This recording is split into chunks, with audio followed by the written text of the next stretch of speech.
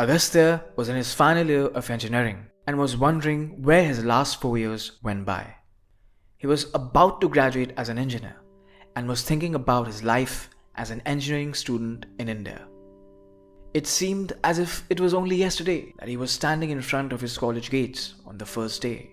After a painful period of preparation for entrance exams, he hoped that his college days would be a breath of fresh air.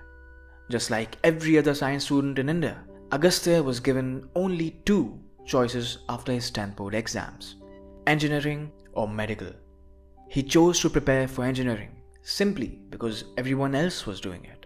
Agastya hoped that by the time he'd reach his final year, he would definitely know what he wanted to do in life. For the next 4 years, this place was supposed to be his home. Sadly, Agastya's college life remained the same as his school life. He used to wake up depressed every morning, eat the tasteless mess food, and attend his classes. Most of his batchmates had the same boring life. They used to go to classes just for the sake of attendance. The teachers were not interested in teaching.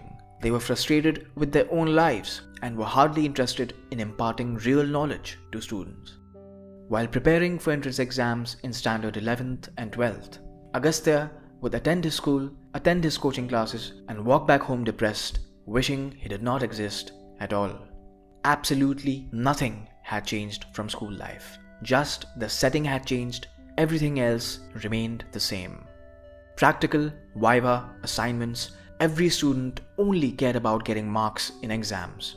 No one talked about innovation. No one talked about creating valuable things. No one worked towards acquiring new skills. The toppers used to study hard and wanted to get their degree as soon as possible to run away from the country. Some students would stay locked up in their room all day and consumed hundreds of movies and TV series on their laptop. They did not care about the outside world at all. Some were addicted to porn and would stay locked up in their toilet. They knew the names of every porn star on the planet and hardly interacted with anyone. Few got addicted to drugs. They would stay locked up in their room and smoke up all day. They felt as if it was the only way to escape the harsh reality of life. Suicides were pretty common on the campus. Every 3 to 4 months, someone would hang himself from the ceiling or jump from the terrace due to depression. No one really cared about the life of students and the pathetic quality of education in the country, particularly the pathetic quality of education in engineering colleges. With every passing year, Agastya went into depression more and more. Not only him, most of the students were going through the same. They felt purposeless and sad. The only good memories Agastya had were with his friends. Friends made his college life bearable. Once in a month, Agastya and his friends would go out to travel, taking a much-needed break from their depressed lives. On weekends, they would organize daru parties in their hostel rooms. All of them were going through the same thing and understood the importance of sharing pain. It made life easier. In these daru parties, they would chill, laugh, enjoy, and talk about totally random things, from movies to astrophysics. Those were the best moments of their lives. Agastya loved such moments and made some really nice memories. However, life was not a party. Agastya was in his final year and he remained an average student throughout his college life. He had acquired no skill. He did not have anything extraordinary to show off on his resume. Most importantly, he still did not know what he wanted to do in his life. One by one, his batchmates went away. Some went for higher studies. Some started to prepare for UPSC, and some were recruited by MNCs.